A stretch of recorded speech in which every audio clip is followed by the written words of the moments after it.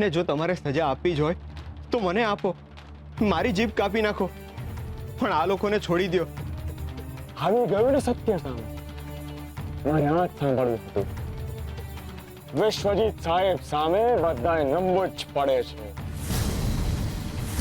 હું તો પહેલેથી જ જાણતો હતો કે આ બધું કર્યું ધર્યું તારું જ છે. આ બધા તો ઘેટા છે જે તારી પાછળ ચાલે છે. આમનો સરદાર તો તું જ છે. હું એટલો મૂર્ખ નથી કે કોઈ નિર્દોષને સજા આપું. સિપાહીઓ, છોડો એમને અને પકડો એના સરદારને.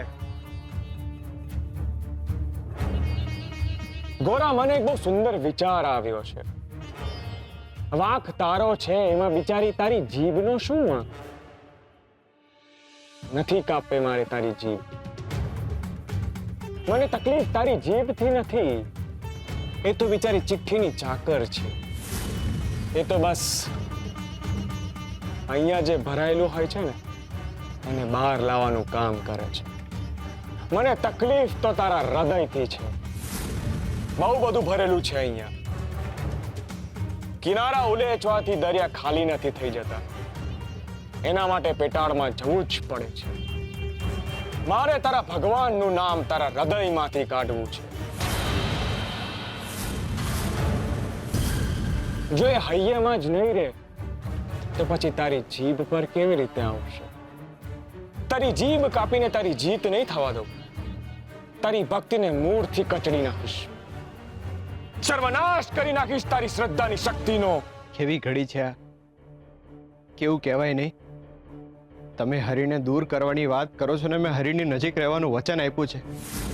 તમે જ્યાં રણ બનાવવાની વાત કરો છો ને ત્યાં તો હરિના નામના વૃક્ષો ઝૂલે છે, પણ વૃક્ષોની તાસીર હોય છે કે જ્યાંથી ઉખેડીએ ને ત્યાં નવા મૂળ નાખી દે છે. તમે થાકી જશો. ગોરા, મારી પણ એક તાસીર છે. જ્યાં સુધી હું મારું ધારેલું નથી કરી લેતો ને ત્યાં સુધી મારા મનને શાંતિ નથી મળતી. શાંતિ તો લીલાછમ વૃક્ષોથી મળે, ભડભડતા રણથી નહીં. ચૂપ! સિપાહીઓ, નાખી દો આ નરાધમને કારાવાસમાં. ભગત! ગોરા! નહીં! ભગત! ગોરા! ગોરા!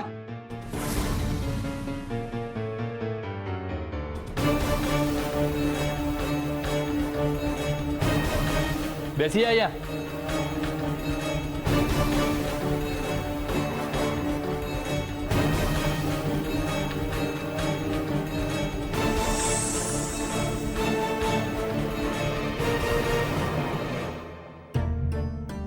હે હરિ, કેવું યોગાનો યોગ છે. તમે જન્મ કારાવાસમાં લીધો હતો ને આજે ફરીથી એ સ્થિતિ સર્જી. તમે કારાવાસ થકી જ સાહેબ સરકારના મનમાં જન્મ લેશો. વાહ હરિ વાહ, તમારી લીલા અપરંપાર છે. બસ હવે તમે સાહેબ સરકારના મનમાં જન્મ લઈને ને એને અજ્ઞાન ને અહંકારના કારાવાસમાંથી છોડાવો મારા નાથ. મને વિશ્વજીત સાહેબ સરકારને પડકાર આપીને ગયો છે. એની હિંમત કેવી રીતે થઈ? તમે જ્યાં રણ બનાવવાની વાત કરો છો ને ત્યાં તો હરિના નામના વૃક્ષો ઝૂલે છે, પણ વૃક્ષોની તાસીર હોય છે કે જ્યાંથી ઉખેડીએ ને ત્યાં નવા મૂળ નાખી દે છે. તમે થાકી જશો. સમજે છે શું પોતાની જાતને? એ જ વિશ્વજીત સાહેબ સરકારને ઓળખે છે જ ક્યાં? લાગે છે ને મારે પૂરી ઓળખાણની ખબર પાડવી જ પડશે.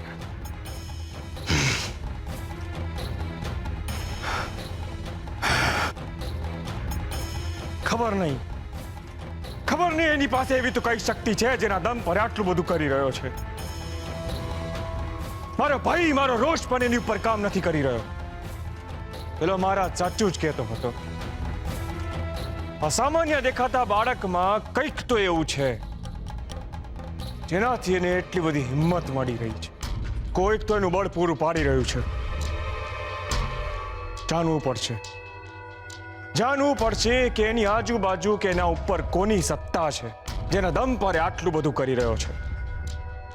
અને પછી એ સત્તાને મારા પગ વડે કચડી નાખવી પડશે. ભગવાન,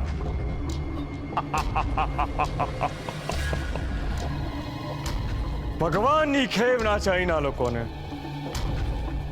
એમને શું ફરક પડે છે કે એમનો માટીના બનાવેલા ભગવાન હોય કે પછી મારા જેવો સાચો ભગવાન હોય? એમને તો બસ એવો વ્યક્તિ જોઈએ છે, અર્થાત મારા જેવો સાચો ભગવાન જોઈએ છે, જેની પાછળ એ લોકો ઘેટા બનીને ચાલી શકે.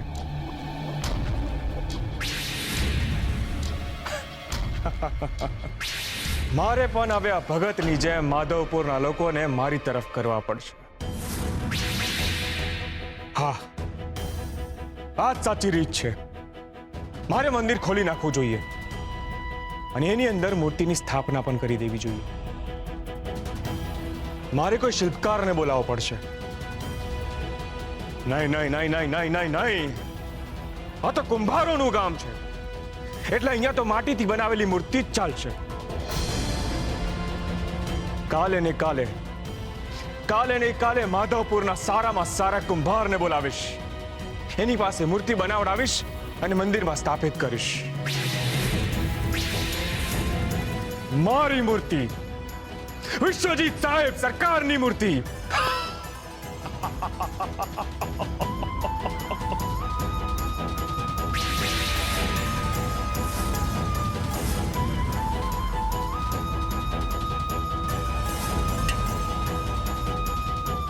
તું મને મારવા આવ્યો છે તો પીઠ ઉપર શું કામ વાર કરે છે?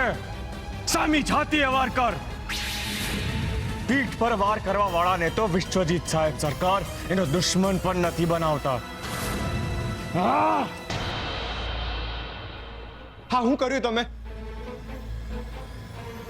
થોડી તો માનવતા રાખો. માનવતા? ભા, તમને વાગ્યું તો નથી ને? આવો, આ લોકોમાં તો માનવતા મરી પરવારી છે.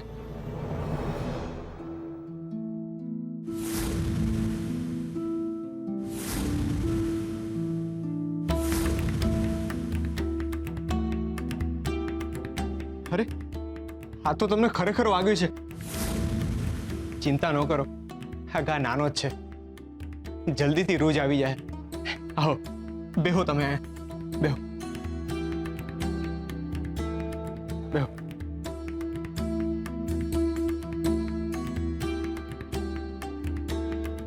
બા, તમે બહુ ગુસ્સામાં લાગો છો.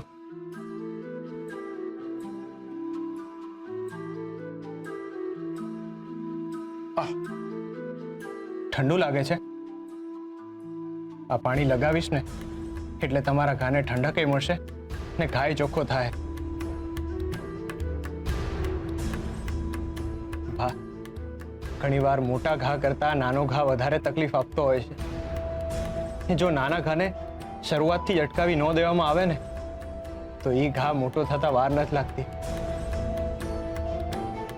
શરીર પર વાગેલા ઘા કરતા મન પર વાગેલા ઘા વધારે તકલીફ આપતા હોય છે. રેવા દે, ખોટી લાગણી બતાડીને મીઠાશનો ઢોંગ નહીં કર.